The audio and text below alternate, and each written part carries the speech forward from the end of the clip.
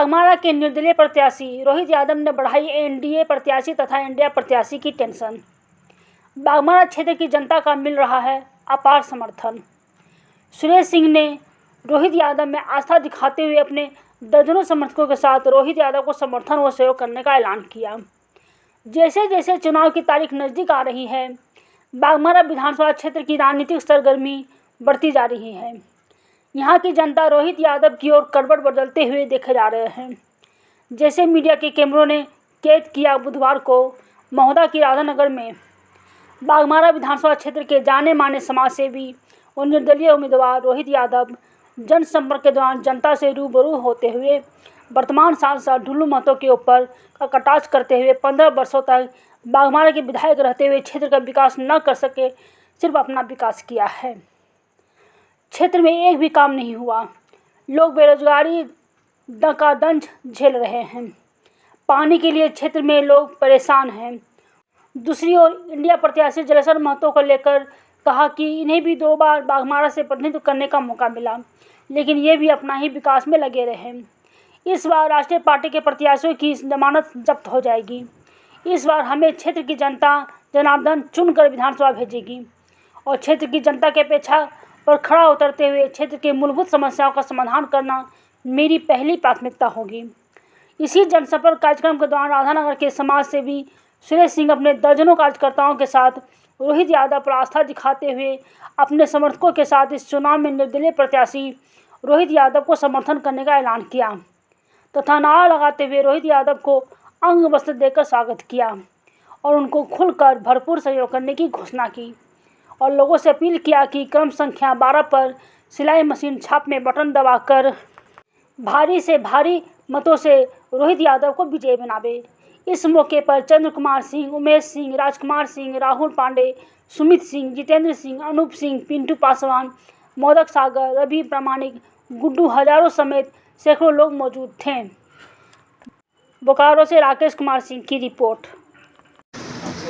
यहाँ के स्थानीय विधायक ढुल्लू महतो का जो गुंडा राज चला, उन्होंने किसी व्यक्ति को छोड़े होंगे ये हो सकता है, लेकिन आम तौर से सभी को जो कुचलने का, दबाने का, सताने का और जो गुंडा राज चलाए, उसके चलते हमारे आने से सभी नौजवान साथी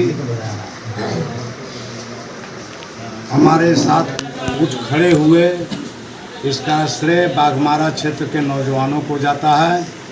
हम तो सिर्फ एक माध्यम बन गए, लेकिन इस चुनाव को बाघमारा के सभी नौजवान अपने अपने तरीके से लड़ रहे हैं इस गुंडा राज के खिलाफ। रोहित जी, एक तरफ इंडिया गठबंधन, एक तरफ एनडीए, दूसरी तरफ बाघमारा विधानसभा में आप निर्दलीय प्रत्याशी होकर आप एक त्रिकोण बना दिए हैं। ये कौन सा जादू आपने इस जनता के बीच में किया है? नहीं, आज के दिन में मामला त्रिकोण नहीं है। आज के दिन में मामला साफ साफ हो गया है। चुनाव जो है हम लोग जीत चुके हैं। शत्रुघ्न महतो जो सभी बाघमारा क्षेत्र के बीजेपी कार्यकर्ताओं का अपमान करके और ढुल्लू महतो जो अपने भाई को टिकट दिलवा दिए,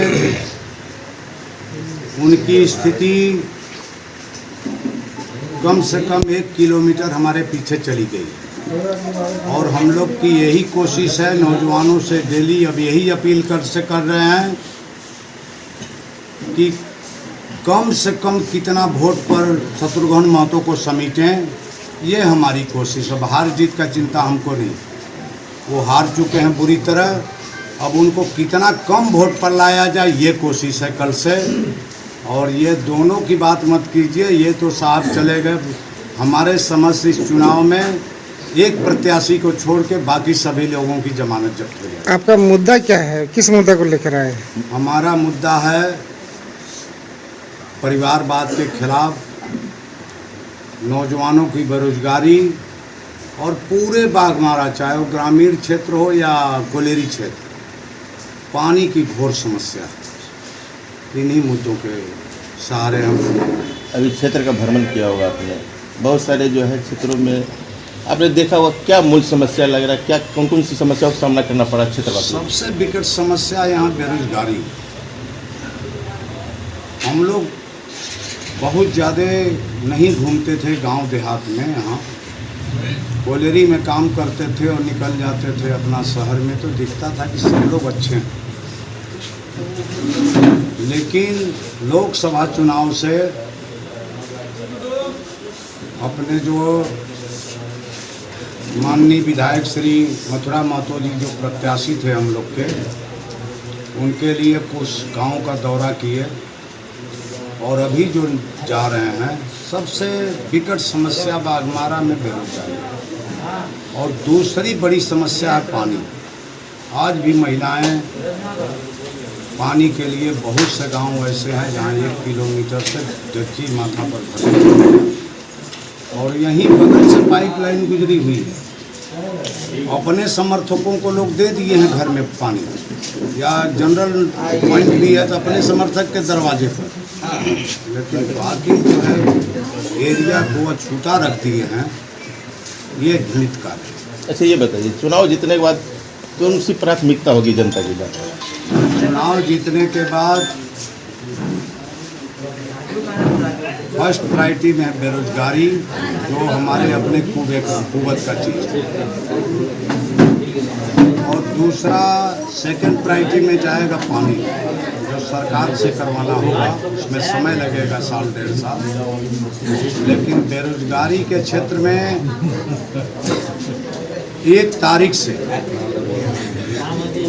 23 को रिजल्ट हो रहा है, 1 तारीख से 2 से 2.5 महीना तक मोटा मोटी सारे आउटसोर्सिंग कंपनियों में 5-7 हज़ार नियोजन हम लोग ले रहे हैं।